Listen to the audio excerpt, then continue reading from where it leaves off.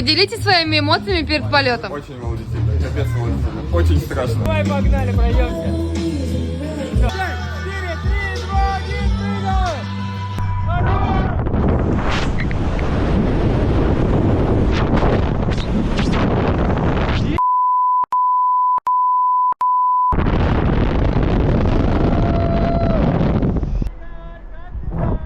Я нормально.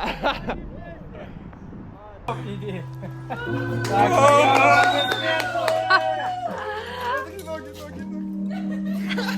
Ощущение.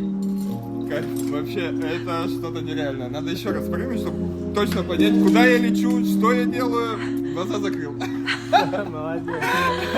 Кайфовое ощущение полета, зависание, прям пушка вообще вот это. Да. Спасибо.